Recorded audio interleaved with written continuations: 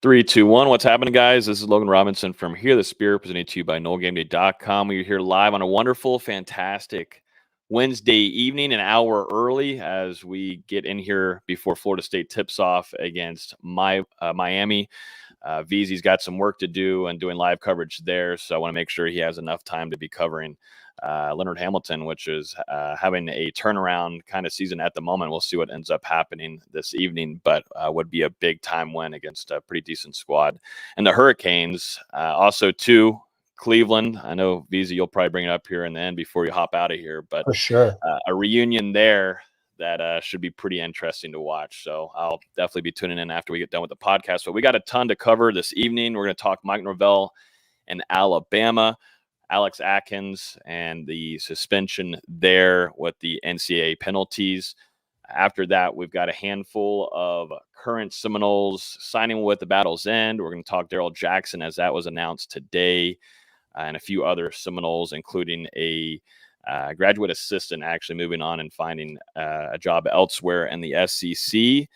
And then a handful of other Noles that we'll be mentioning with Battle's End, and some recruiting as Florida State just continues to take players from Alabama after Nick Saban's retirement. But with me this evening is Austin VZ, our lead basketball writer at NoleGameday.com, and down below is our editor-in-chief, D-Lou, Dustin Lewis. Gentlemen, how's y'all's week been? How are we feeling? Seems like things are kind of starting to try to slow down right now as we head into the latter half of this January.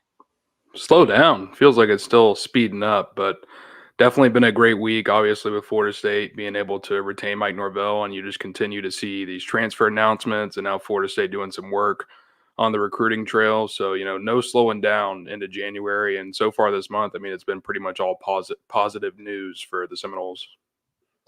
For the most part. Obviously, we'll get to the sanctions here in a minute, but it won't slow down until probably February, if we're being realistic. Yeah, no, with the transfer portal, all this kind of stuff going on, and then NIL, we do a lot of coverage there, specifically for guys getting retained with the Battle's End. Coverage doesn't stop, and so it's all over the place. And definitely when you've got a big tier program like Alabama, where you've got current players on that team that is stacked in a lot of different ways with depth, and then you've got incoming recruits as well, making their decommitments from Alabama. It seems like Mike Norvell and at least Florida State right now is finding a lot of leadway and getting some of those guys over from Tuscaloosa. So we'll be mentioning a few of those guys and discussing that in just a few. As always, you can listen to this podcast on iTunes, Google Play, Spotify. If you're on YouTube right now, feel free to hit that like button, subscribe so you get notified every time we release a new episode. And also, too, we're out there on the ground getting recruit interviews as well. Some of these transfers coming in too. So we're posting those on our YouTube. So make sure you get subscribed so you get notified every time we release a new episode. Mike Norvell is not going to Tuscaloosa. He is staying in Tallahassee.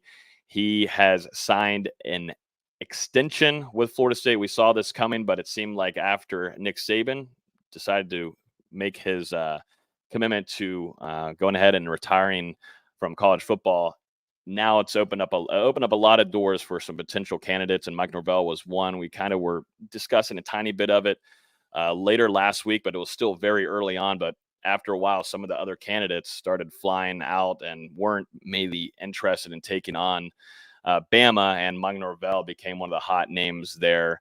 And sure enough, Alabama did get in contact and try to work something there with Mike Norvell, but Florida State, Michael Alford really pushed in. And I think from what we heard from Mike Norvell, we'll bring it up here in a minute, but he wants to stay in Tallahassee. Mike Norvell agreed to a new 8-year contract that will pay him for more $10 million a year. Gentlemen, just first off with that, Mike Norvell is getting paid, and I think, Dustin, you and I specifically just seeing all the just different intricate things that he does inside the program from behind the scenes, he's worth that and probably more. Yeah, Mike Norvell is worth everything to Florida State. And, can you just imagine the kind of blow it would have been to Tallahassee, where after everything that the program has been through, during the last 6 or 7 weeks, and then on top of that, you end up losing your head coach to the school that essentially snubbed you from the college football playoff. This city, the people around Florida State would have just melted down. So, obviously it was a huge priority to keep Mike Norvell here in Tallahassee, to keep his staff, and to keep building Florida State back to the top of college football like we've seen these past 2 years with the program.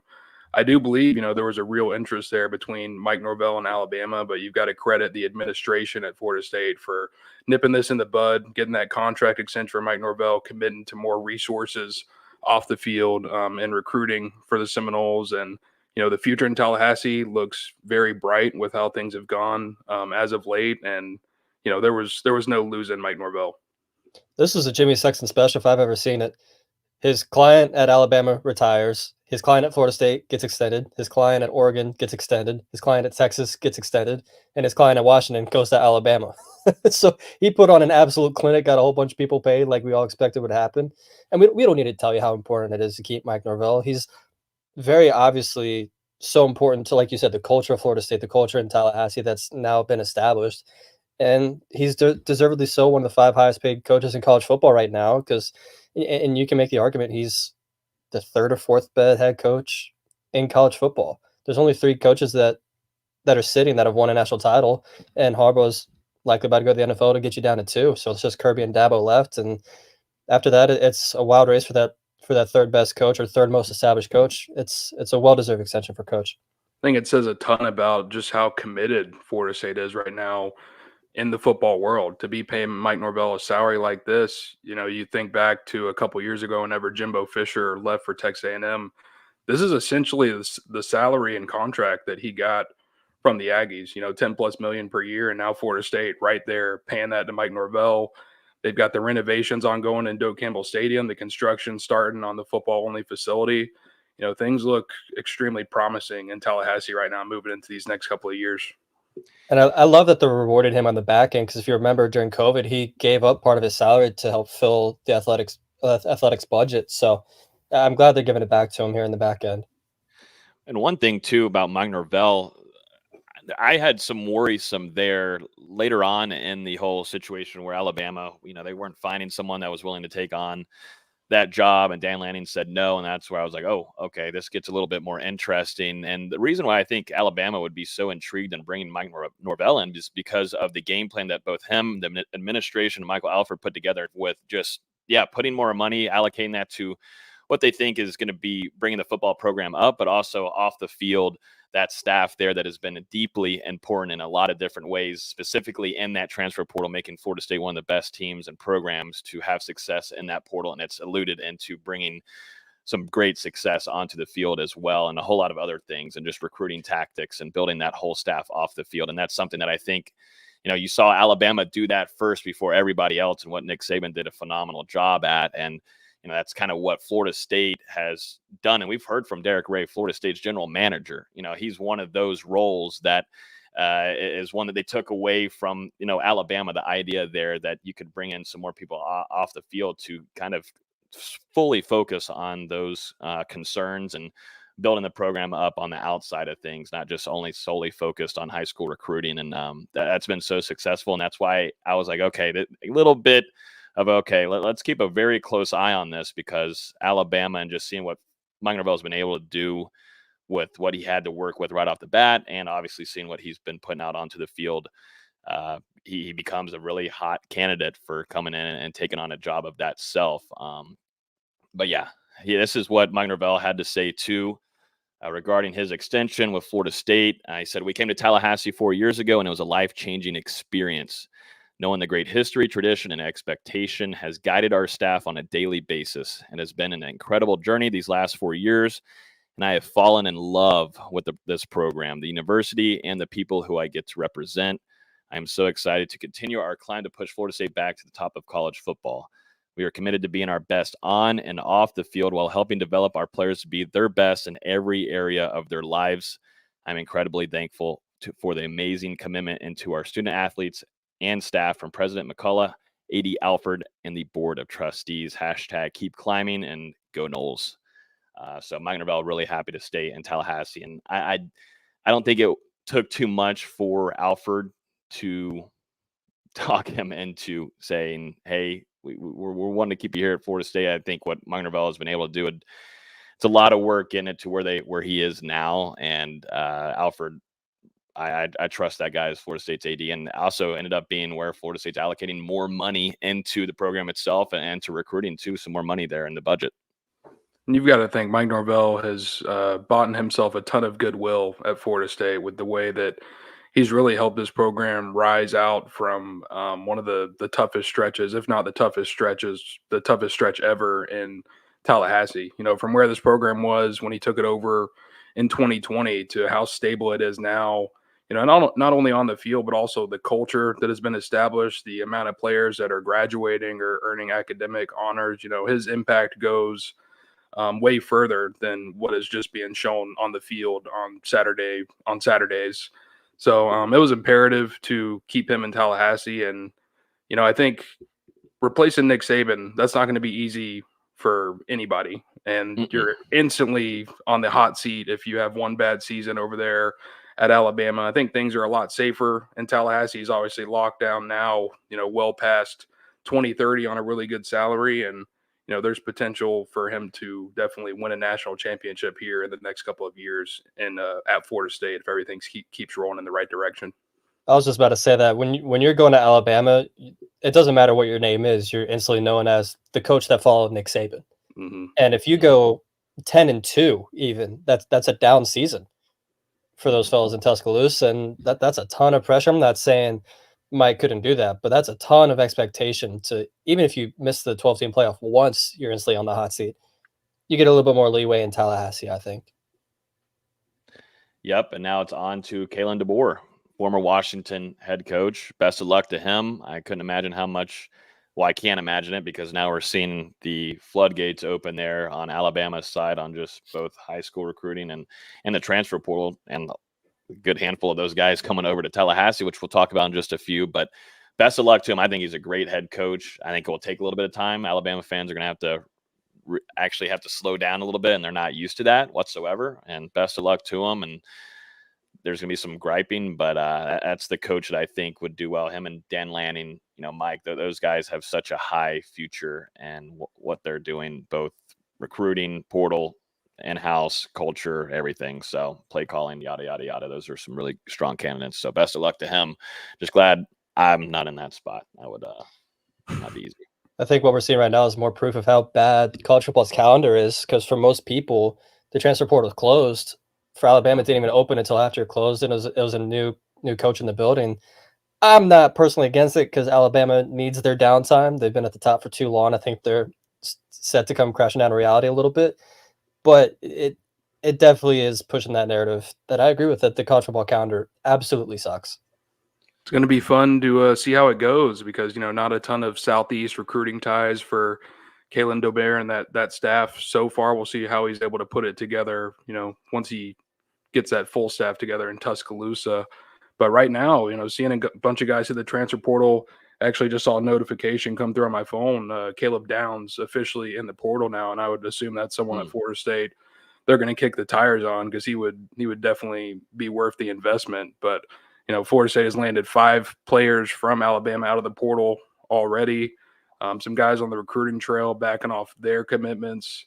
It's going to be really interesting to see the total fallout from this Nick Saban retirement. Well, with that being said, there was some really great news there, and FSU fans were already dealing with the roller coaster there because they already didn't want Mike Norvell. Once Nick Saban retired, no matter what, FSU Twitter started freaking out, and then it got worse when Dan Lanning said he wasn't going there. But then celebration, Mike Norvell's staying in Tallahassee for a very long time, got a great extension. Then bang, out of nowhere, NCAA comes in and says, F you, FSU fans, we're going to start off 2024 like we did in the latter half of 2023.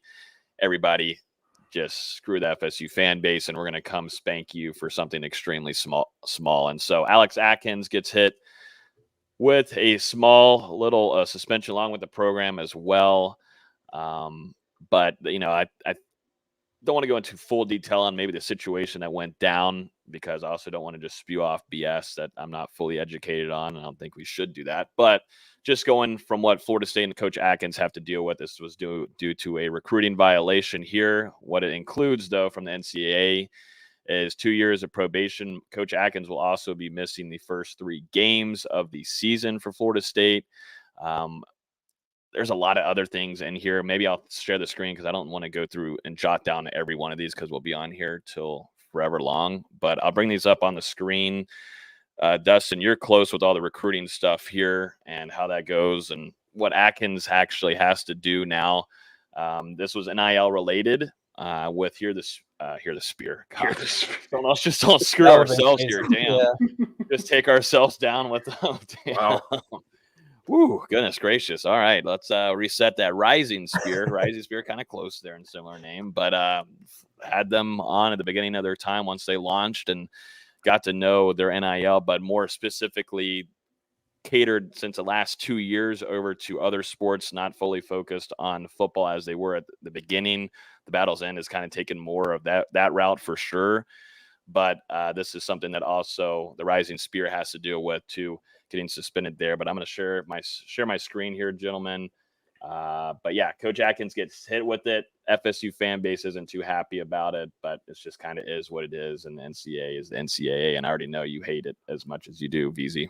Yeah, it's Stan Wilcox, and I've made my feelings known about Stan Wilcox and just how much he's done to screw Florida State over the last decade since he was the athletic director there, and he's definitely helping his claim here. Really the only big things to note, in my opinion, from this is obviously the suspension of Coach Atkins, and then the loss of 5 total scholarships over the next 2 years. The rest of it doesn't matter too much, in my opinion. Obviously, lose some visits, which can factor in, but I think Norvell and this coaching staff have already found ways around that, as we've seen. And I think with this 5 total loss of scholarships, Dustin will probably know more than I do, but it kind of seems like they're just going to do 85 this year and then 80 the next year. And getting a walk-on 4-star quarterback, as we'll talk about later, will help with that. Yeah, I'm not exactly sure how it goes, but you can kind of break it up however you want. You can do 1 this year and then 4 next year, or however you get it to 5 over these 2 years. I'm sure Florida State, the numbers, they always find a way to work themselves out. So not too worried about that. There will still be some attrition from Florida State's roster following spring. As you guys said, the big thing here is the suspension for Coach Atkins.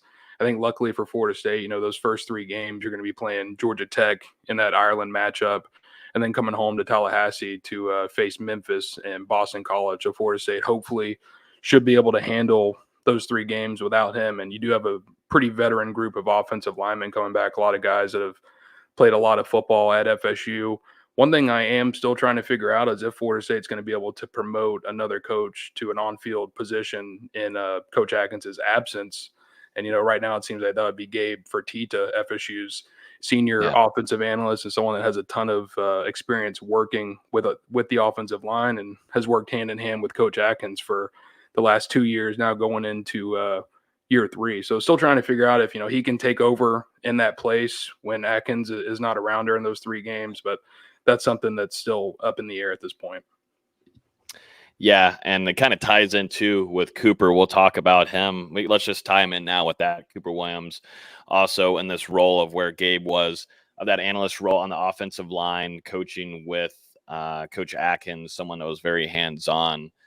He was a graduate assistant. Yeah, GA has moved on to the SEC and is going to get a bigger, a role there in the SEC with Missouri. So wish him the best of luck. Got to know him too during his time at Florida State. Had a few luncheons with him and sat at the table and got to know him, his family and everything. And obviously was doing a really good job with Atkins. But Gabe too, as a coach, well respected across that whole entire offensive line, everywhere. That program with the players too.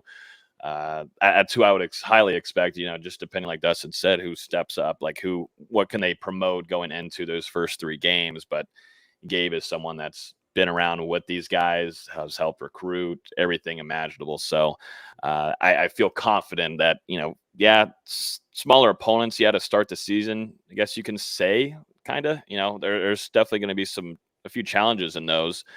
Definitely missing your guy with Atkins, but if you want somebody that's been around for a long while and understands what Atkins wants, this is where Fertitta comes in, and it helps a ton. Yeah, the good thing is he's been around the program now for so long that he's very familiar with not only the players, but the coaching staff as well.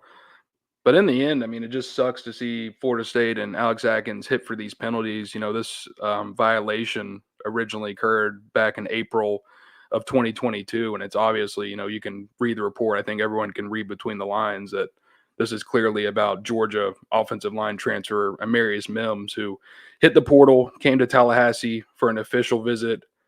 There was a report from another outlet that went out that he had committed to Florida State at the time. And then it came out that he had not committed, ended up leaving Florida State and then transferred or stayed with Georgia in the end. But, for reading this NCAA report, and all Coach Atkins did was drive him to the NIL meeting. It doesn't say that he went into the meeting, doesn't say that he was a participant in the meeting at all.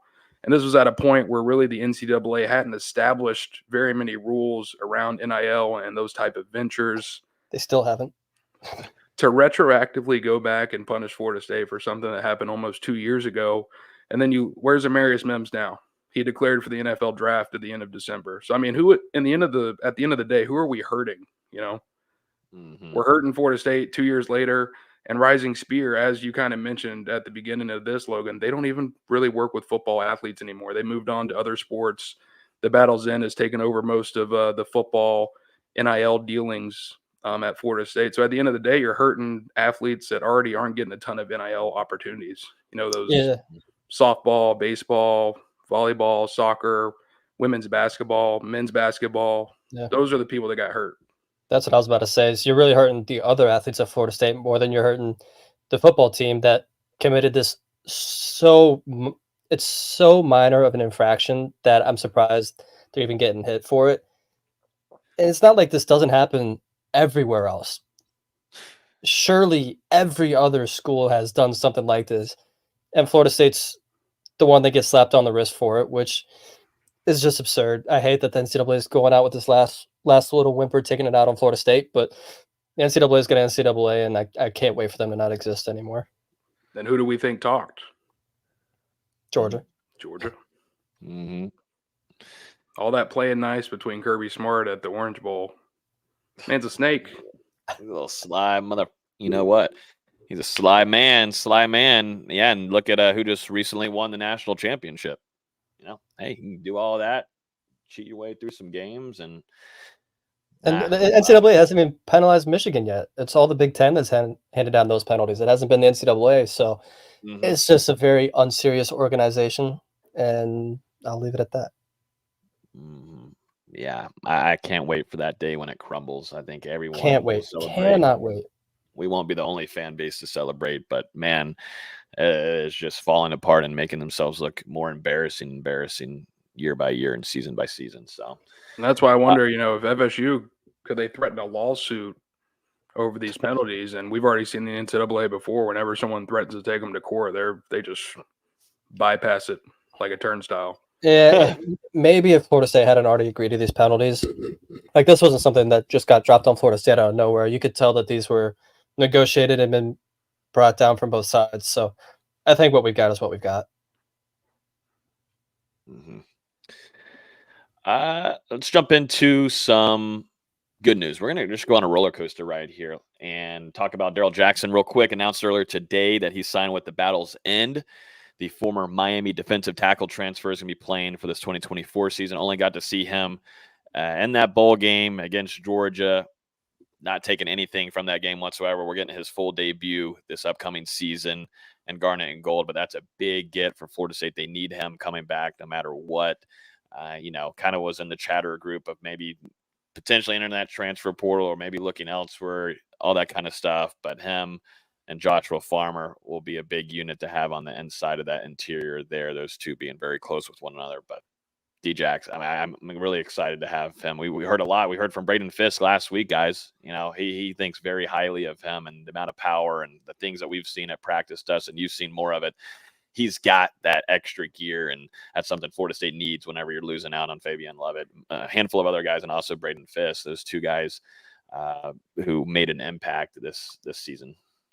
He's got a ton of potential. I mean, you could see it throughout the season when he wasn't able to get out there on game days, but still, I mean, just going hard in practice throughout the year. And, finally got to see him in that Orange Bowl little bit unfair since he wasn't able to get any reps under his belt, and then bang, just gets tossed out there in the Orange Bowl against Georgia. His first start at Florida State, his first appearance, and he had some really positive moments, also some not so positive moments. But I think there's still a ton. Him coming back now to have another offseason in Tallahassee, go through spring practice, and actually know going into fall camp that he's eligible and able to play a big role. It's going to be huge. And he's going to be someone that's going to be expected, I would assume, to play a starting role at FSU. I think he's got the potential to make it to the NFL if he can just become more consistent of a player down to down. But I do think it's big for Florida State to retain him because obviously, with the rumblings over the last year or so, he's been a little bit of a wild card. There have been some times, we thought he might end up entering the transfer portal, but then he ultimately remained at Florida State. And we haven't heard from Joshua Farmer just yet, but I would assume with Daryl Jackson back in the fold, it kind of feels like those two guys are tied together. So I would imagine we'll get a Farmer announcement here in the near future. I'm looking forward to seeing Jackson play with the full defense around him. Like you said, in the Orange Bowl, he had Pat Payton and he had Kalen DeLoach, Fentrell Cypress, and that was about it for Malcolm Ray. Like I said, that's about it for normal Florida State rotation players. So Daniel? I'm looking forward to seeing him with a full defense with good linebackers behind him, a good secondary behind him, and a full defensive line rotation. Also, completely unrelated, I cannot believe how many different weird numbers he's been through. He started at 92 in Maryland, perfectly fine defensive lineman number. Is now in 6 and was 14 this past season. He was also 6 at Miami. So I don't know what number he actually likes, but it's just weird to see a defensive lineman wearing number 6. I can't lie. Switch it up, but it used to be Briggs. Yeah, but it's like, it's an interesting number. It's an interesting number. Maybe we can get him on and we can start figuring out a good number for him. What do you think? What do you think he should be at? If Malcolm Ray, maybe 99? Yeah, just keep the D tackles in those 90s. It just makes the most sense. I like the 90s. I do like that too. Lovett and Zero was Lovett and 0 was already obscure, and then now seeing 6 is just also Marvin Wilson wearing 21. This is a weird tangent. that by far having him and then having Logan Tyler wear 21, it was just a wild just thinking of what are we doing here? What is happening? Weird tangent, I know, but it doesn't make sense to me. Yeah. I still haven't fully gone that way yet with the smaller numbers. Definitely, I can understand if we're on the edge and you got 6, or you're like Jared Verse, you got 5. But if you're on the interior defensive line, I like those 90s numbers for sure. But I'd go with 99 there for D-Jax if he decides to switch some things up. Speaking of Dennis Briggs, though, he has entered the transfer portal. That's someone that Florida State has had for a very long time, veteran. If you go back to the COVID year too, ended up opting out, was taking care of his family, was having a baby, and then actually came back latter half in that season and showed up and played well for Florida State. This is a guy that I've always thought highly of him. Just a really, really good person to be around. And just as a player too, he's someone that you can have as a really good, solid depth piece. And, injuries kind of delayed him and maybe some progress and growth for him as a player, but he ends up hitting the transfer portal, and personally, I'm wishing him the best of luck. But you don't want to lose kind of the depth there, defensive tackle. But I think Florida State's working on trying to get that fixed in that hole. Dennis Briggs was Florida State's longest tenured player. He'd been with this program since 2018. Played under former head coach Willie Taggart. Stuck around whenever Mike Norvell arrived in Tallahassee. Someone that bounced between defensive end and the interior during his time with the program. Always a solid part of the rotation for Florida State. And like you said, Logan, injuries just really seemed to tap his potential. You think back to that 2021 game against Louisville, he suffered a season-ending leg injury. And ever since then, just hasn't had quite the same amount of burst. But, still has always been solid presence in the lineup, a good guy in the locker room for Florida State, off the field. So, a bit of an underrated loss here with him moving on. But, there's so much talent on this interior coming back for Florida State and coming in for Florida State in 2024. I don't think that there's necessarily a guaranteed established role for Dennis Briggs. And, he's going to look for somewhere else where he can take on an immediate starting role for his final season of eligibility. I can't believe he saw his eligibility. He's been playing since I was in college, and I graduated college 5 years ago. Yeah, he's been playing since I was in college. So, Damn. this is gonna sound harsh, but just go work insurance or something, man. It's time. It's Whoa. been a long time. Whoa. That's messed up. You got to take Whoa. advantage of the NIL opportunities while you're there. I just- Especially nowadays. Like, if you're not someone who's guaranteed to go to the NFL, then you need to take advantage of it as much as possible while you're in college. And I don't think it's guaranteed just yet that Briggs is going to be able to play in 2024. He's working through that eligibility process, similar to what we saw with Dimitri Emmanuel last year to get a 7th year of eligibility.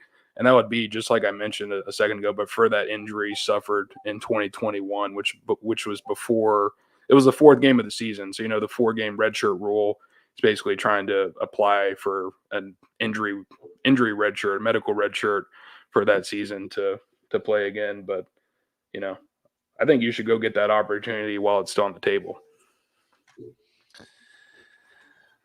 One player that is going to end up going back to their old school is Gilbert Edmond, former South Carolina defensive end, Send transferred him back to Florida down to State. AA. What'd you say? Send him back down to AA. He got called up to the majors for 1 year, got sent back down. Yeah, tough. Minors, back down minors. Yep. But yeah, Gilbert Edmond played for a year at Florida State, defensive end, is now heading back to play for South Carolina. I don't think this was a major shock for me just because of what Florida State's bringing in and what he would have to compete once again with or earning playing time. And that's probably something he was trying to get into getting if he were to actually have some really significant progress. And maybe Florida State and Coach JP and, Florida State, Odell didn't see that progress that they were initially thinking or expecting out of Gilbert, and, what they were able to do in the transfer portal already in that defensive end room. With a couple of guys, and it's not too much of a shock here, but Gilbert Edmond heading back to his old squad. And there's, like I said, a handful of guys that are coming in to play at that position.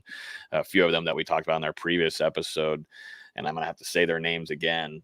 And it's going to be really, really rough on me because I have not practiced one whatsoever. But West Virginia defensive end transfer, Tommy Wah. No. And Tomiwe, Daryl Jackson. Yeah, those two guys are coming in. You should have waited. I was going to bring their names up, so you should have waited. No, I got to keep going with it. I can't be a sissy. Like, I can't do it. You just got to. You also can't come in and just botch it. I can. I'm learning. I'm just learning. Okay, but yeah, Gilbert Edmond back to South Carolina. Not a crazy shock with what Florida State has coming in.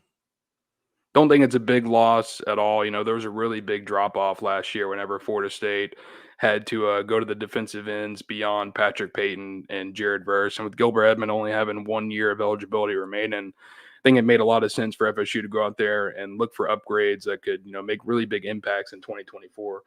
And, while they missed some in the portal early on, I think these 3 guys that they ended up with are going to be huge additions to that rotation alongside, Peyton, and you still have Byron Turner Jr. there and some other guys that are going to be competing for spots. But, obviously Marvin Jones Jr., then you've got Tomiwe Durojaye and also Sione Lolo Haya. So some really big additions for Florida State on the outside. And some, look at Sione, he's coming in more experienced, but then a guy like Tomiwe, a lot more potential and someone that Florida State can coach up into a really good player. No comment. Just glad they've gotten some depth in there. There you go. You want to pronounce your name? Take a shot. Nope. Okay. I got DJ. That's it for right now. Yeah, I don't want to see you laughing then, Austin. I just haven't practiced. Okay. See, there we go. But yeah, that's going to do it there for some kind of the quick hitters. We're going to jump into some recruiting now. Well, we could, depends. So let's just name the Battle's End guys that are coming back and have signed there and yada, yada, yada. Definitely some names worth mentioning. Fintrell Cypress, Daniel Lyons, KJ Sampson, 2 defensive line guys there getting signed with the Battle's End, much needed with some depth going into next year. Vondravius Jacobs. Man. Van Dravius, Jabril Rawls, Charles Lester, Landon Thomas, and Marvin Jones Jr. Marvin Jones Jr. is someone that we should have mentioned. There's a lot of guys that Florida State's going to be having in that defensive end room that is going to be competing for those starting spots outside of Pat Payton that's returning. But what names stand out to you guys the most here?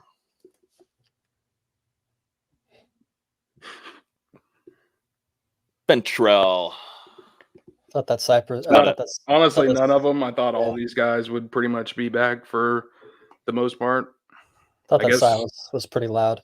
That's messed up. I guess maybe Ventrell, like I could have seen him decided maybe to hit the portal one more time, but I think him coming back to FSU, to have another veteran cornerback in there, and you look at that cornerback room, there's some talent and experience at the top, and then a lot of promising young potential there at the bottom, where if those guys can grow under the coaching of Pat Surtain, it's going to be getting real scary in Tallahassee on the outside. Yeah, I thought Ventrell was overly hated last year. He was nowhere near as bad as the fans thought he was. He was a very solid corner. I think one more year work under Coach Surtain is going to do him a lot of justice. Mm-hmm. Let's jump into some recruiting, gentlemen, and this is going to lead us into our topic here, the title, talking about Alabama and the surplus of guys coming over to Florida State. But let's start off with some more recent news. As of today, Florida State landed a 4-star quarterback, and this one's a little interesting here because there's more to it. Actually competed at the Elite 11, and something, those are some top-tier quarterbacks. Just don't want to just run by that easily. Those are some top-tier quarterbacks across the country that get invited to that competition. But D-Lou, maybe run us through a few things of what Florida State's getting here with Trevor Jackson, and maybe why it was so late in the recruiting process here for Jackson to actually be able to come to Florida State with the class kind of wrapped up. Yeah, it's really interesting. This one kind of came a little bit out of left field. Florida State obviously already holding a quarterback signee in the 2024 class, and Luke Kromenhoek, who, one of the top prep signal callers available, and someone that Florida State has wanted to officially get in the fold for a very long time. But then you look at Trevor Jackson, this is a guy, a developmental prospect, coming into Florida State, someone where there's a lot of potential. And I think when you look at this room, you've had obviously Jordan Travis graduated, but Tate Rodemaker transferred. You had AJ Duffy transfer. And, recently within the past 2 seasons, you've also had Chubba Purdy depart from the roster. So Florida State, they've lost a couple of numbers over the years in that quarterback room. And, now going into this 2024 season, only 3 guys on scholarship in DJU, Brock Glenn, and Luke Kromenhoek. So you get a really interesting quarterback addition in Trevor Jackson, someone that you can groom over the years. And, you look at what Mike Norvell and Tony Tokars were able to do with Jordan Travis. Like Travis, Jackson is someone that begins his college career pretty raw as a quarterback, but if he is able to grow and develop and mature, he could turn into a very interesting player, in a couple of seasons. Like you mentioned, Logan, participated at the Elite 11, actually won the Rail Shot Challenge up there at that competition between other top prep quarterbacks, which is kind of like an accuracy challenge of sorts. So it's going to be interesting now to see him at Florida State, and it seems like he's going to be available to start practicing with the team, now and hit the ground running in the offseason and be there for spring practice. A couple of big-time offers. I know I don't really talk about recruiting a lot, but, he has offers from Texas A&M, Penn State, Missouri, Ole Miss, Pitt. Like, it's not like it's some kid that only had some lower-tier offers and decided to stay close to home. He's down a quarterback. Yeah, he was actually committed to Ole Miss for a couple of months before backing off that pledge in the fall. Yeah, not only that, Florida State continues to stay hot. Someone in the 2025 class that big flip here for Florida State in a position. Huge position of need. Extremely talented. Florida State lands a commitment. Big flip. Javion Hilson, a 4-star defensive end.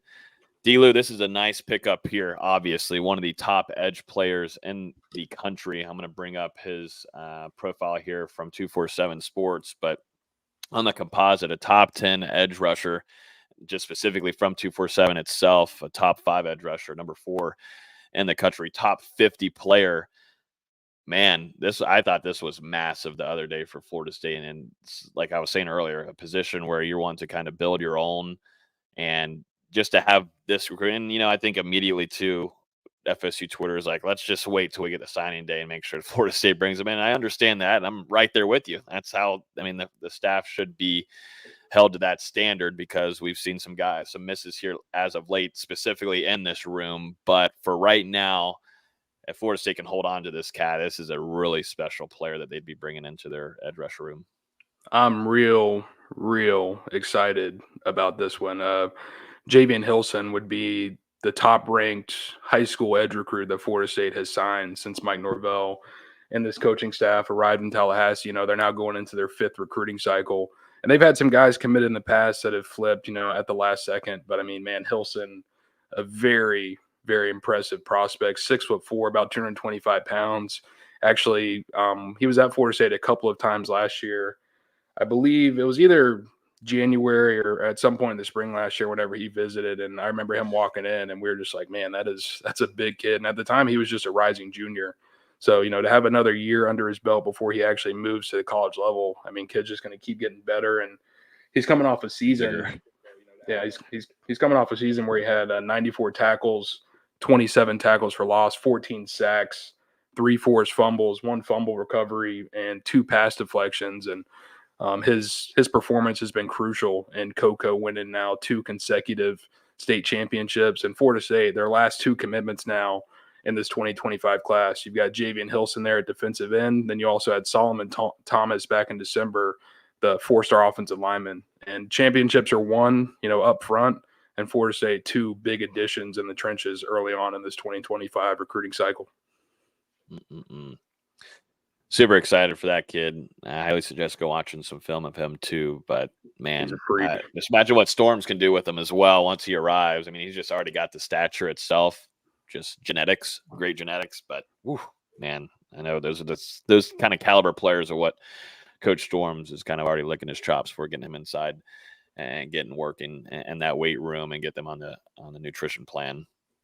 And then let's jump into kind of handful. I'm just going to start firing these guys off just because that's what Florida State's been doing right now in the transfer portal. Outside of a Florida offensive line transfer, Richie Leonard, Florida State brought in multiple other Alabama players. We talked about a ton of them last week, but we'll start off with Terrence Ferguson, the second, an Alabama offensive lineman that Florida State's going to be bringing in, along with a running back with Roydell Williams, someone that played a lot of snaps for Alabama, physical runner. We'll talk more about him in just a second, and also to a position of need with Sean Murphy, Alabama linebacker transfer, someone that hasn't had a whole ton of experience on the field, but was expected to take that next step for Alabama and see a lot of playing time in 2024. But start off with Terrence. We'll kind of go from there, and we'll give our thoughts on a few of these guys at Florida State doing a really good job. All SEC guys kind of flowing over here to Tallahassee, but specifically Tuscaloosa to Tallahassee. Yeah, Ferguson, a big one, a guy with a ton of potential, hasn't played a ton of snaps just yet, but was starting to kind of get over that hurdle at Alabama, appeared in 12 total games, had his first career start during the 2023 season. It seems like coming in, he's someone that has the versatility to play either of those guard spots, could maybe get some playing time there at center. And, with Florida State losing Dimitri Emmanuel and Casey Roddick, they're going to need some guys to step into that interior and soak up some time immediately. I would assume Terrence Ferguson is going to be someone right there in that competition for one of the starting guard spots. But, you can see right here on the screen, 6'4", 322 pounds, highly regarded coming out of high school. Florida State recruited him heavily when he was at the prep level. He ended up choosing the Crimson Tide, but, like we've seen with some of these other transfer recruitments, Marvin Jones Jr., Jalen Brown, Earl Little, Florida State establishing that relationship in high school. And when these guys hit the transfer portal, the Seminoles are almost a natural fit with the connection that was already previously established. You can tell Florida State placed an emphasis on guard recruiting this portal cycle. The really only tackle they went after was Carter Smith, who was obviously a high-level, high potential starter at tackle.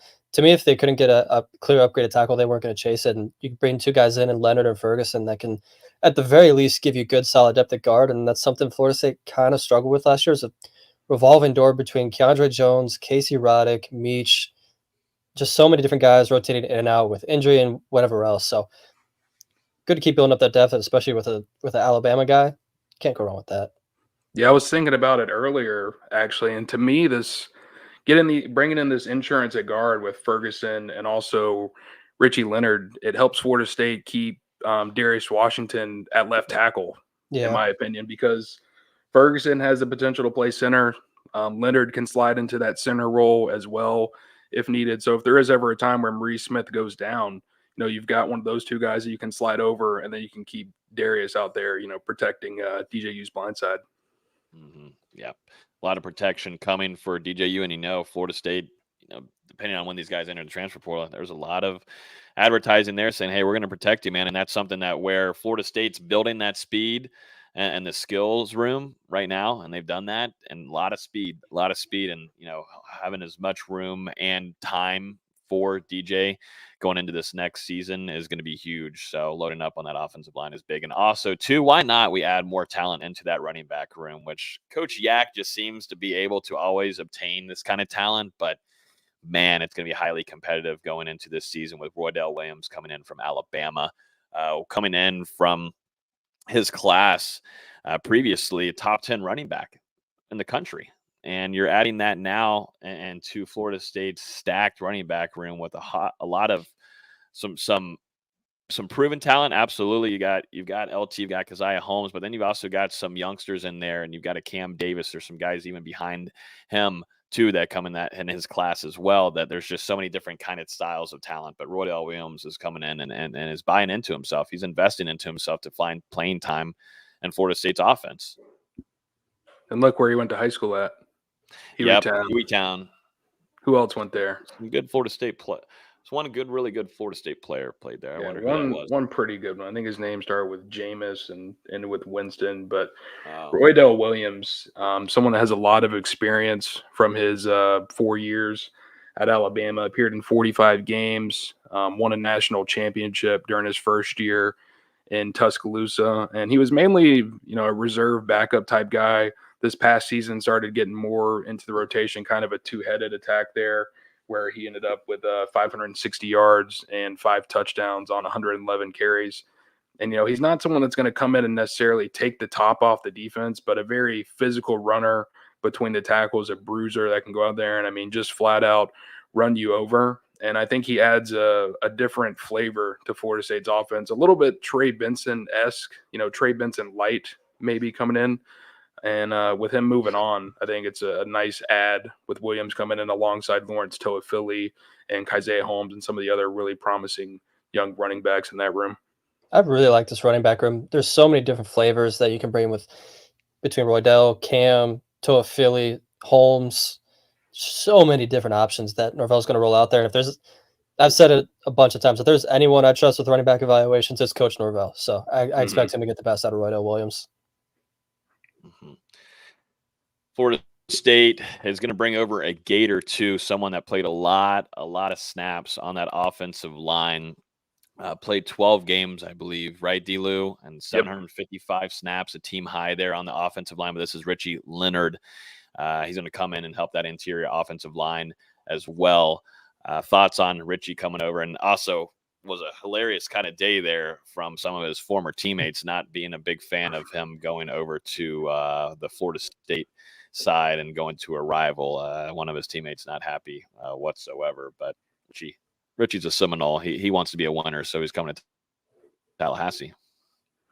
You kind of nailed it. Richie Leonard coming into Florida State after starting all 12 games for UF in 2023 at left guard and played a team high 755 snaps. So someone that was extremely reliable for the Gators throughout last season. And now transferring to Florida State so he can hopefully be on the winning side of this rivalry during his final season of collegiate eligibility. But, someone who's a little bit sawed off, 6'2", you got it right there. I think he was listed on UF's roster at either like 322 pounds or something like that, but pretty good size and someone with a lot of experience. And, he's also right there in that interior battle now with Terrence Ferguson. And you've also got Keandre Jones in the mix there, a guy coming back for Florida State in 2024. So some really quality guards on this roster. I think you're going to see another kind of offensive line by committee where Florida State doesn't necessarily have 5 starting offensive linemen, but they've got 6, 7, 8 guys that contribute and earn starts throughout the season. He wanted to experience what winning's like. Can't blame him. Get out of Hawktown, go someplace and have some success. Love it. Yep. And then now a big one here too. And for a position of need, Sean Murphy, Alabama transfer linebacker. As I was saying earlier, didn't see a lot of playing time, was expected to take that next step. And I'll be honest with you, Florida State, if Nick Saban is recruiting a linebacker very hard and wants him in his program and ends up committing and end up playing for Alabama, I'll take him. Go and give me him. Bring him over here, please. And definitely for Florida State, where it's very thin there and doesn't have a whole ton of, doesn't have a lot of experience. And that's something Murphy might not have at that level as well. But someone, if Randy Shannon is able to do a good job of developing this offseason, should be able to see a potential starting role and what Florida State's trying to do in that linebacker room. But was a former top 15 linebacker. 247 Sports had him as a top 5 linebacker in his class coming in high school. But 6'2", 225, something you need whenever we were talking about earlier, losing Tatum Bethune, Kalen DeLoach. They've got to find some guys in here and to beef up that room. Yeah, didn't play a ton at Alabama, but I mean, honestly, a stacked linebacker room over there in Tuscaloosa. And this guy coming to Tallahassee, instantly going to be able to step into that rotation, I think. DJ Lundy coming back, but outside of that, the rest of that room, relatively unproven. And you get a top 100 talent like Sean Murphy, and we've seen Randy Shannon develop, Kalen DeLoach, Tatum Bethune, also the improvements that DJ Lundy has made over the last couple of years. So, I mean, recruiting might not be his strongest suit in Tallahassee, but development certainly has been one. I think, giving him someone with Sean Murphy's talent, it's going to be a positive for Florida State. Being able to go through spring practice and the offseason conditioning program in Tallahassee is going to be crucial. And, we'll see what he looks like out there in March when spring practice rolls around, but a ton of potential to step in and immediately play a huge role. You can make the argument he's instantly the most talented linebacker in that room right now. I think I'd still like for Florida State to go out and get a guy that's got more experience playing, but at least this raises the talent level in that room, which was absolutely needed.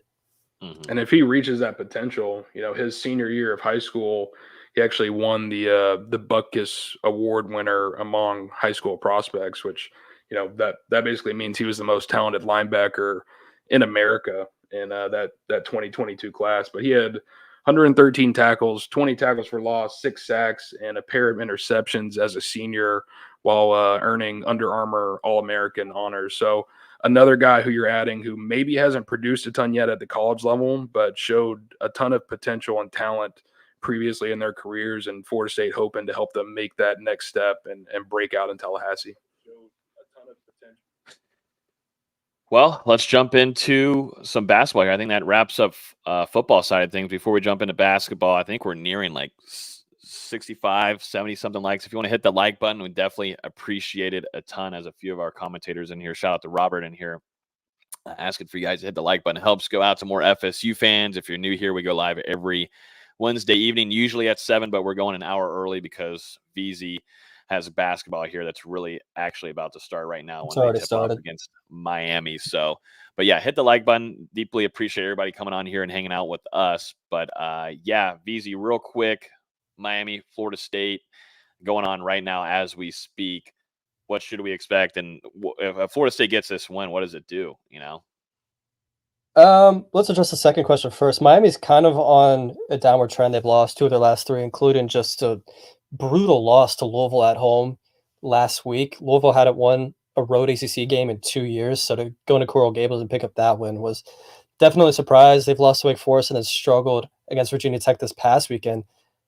But it matters because of who's on that other sideline, and it's Matthew Cleveland, who last time these two teams were playing in the Watsco Center, Matthew Cleveland hit a buzzer beater from 27 feet, and it was Miami's last loss before they went to the Final Four.